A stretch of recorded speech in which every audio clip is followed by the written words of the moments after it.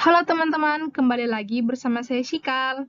Oke, pada kali ini saya akan menjelaskan tentang strategi organisasi dan keunggulan kompetitif. Langsung aja ya. Keunggulan kompetitif berhubungan dengan manajemen strategi sebuah perusahaan yang sedang dijalankan. Agar produk tersebut menjadi unggul dan kompetitif di pasaran, tentu membutuhkan perencanaan, strategi, dan promosi suatu produk untuk menonjolkan kelebihan produk tersebut dibandingkan produk yang lain. Itulah yang disebut strategi organisasi dan keunggulan kompetitif. Perlu diperhatikan titik fokus untuk dijadikan perhatian utama dalam strategi bisnis. Yang pertama adalah sumber daya organisasi yang merupakan jenis produk, jumlah sumber daya, letak lokasi, dan aset kompetitif. Yang kedua, kemampuan operasional yang merupakan kemampuan khusus, kompetensi inti, dan kemampuan kompetitif.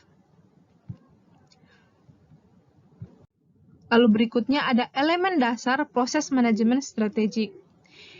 Yang pertama, menetapkan visi, misi, dan tujuan organisasi, pengamatan lingkungan.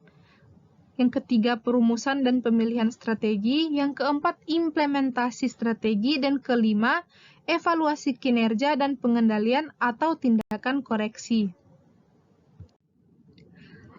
Membangun keunggulan kompetitif sebagai strategi bisnis.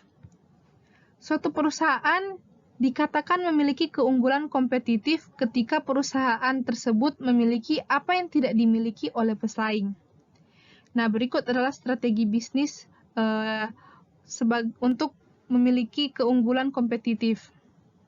Yang pertama ada kepemimpinan biaya, menjadi produsen rendah biaya dalam menghasilkan barang dan jasa, atau membantu biaya bagi pemasok dan pelanggan, sehingga pesaing memiliki biaya produksi yang lebih tinggi.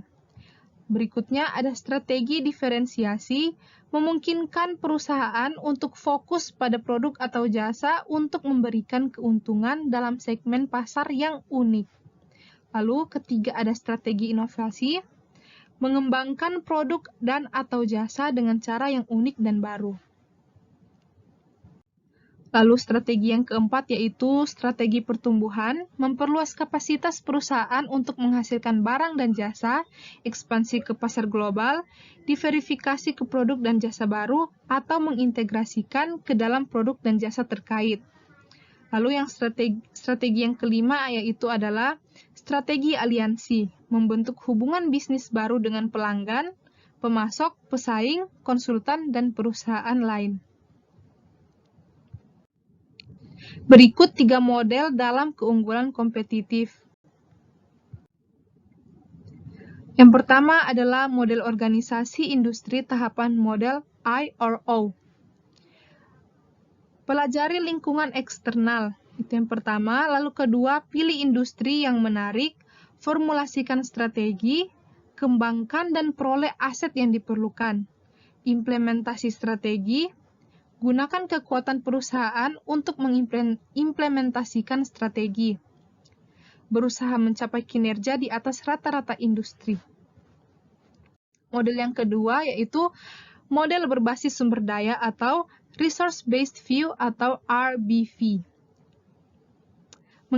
Mengidentifikasi sumber daya perusahaan, lalu tentukan kapabilitas perusahaan.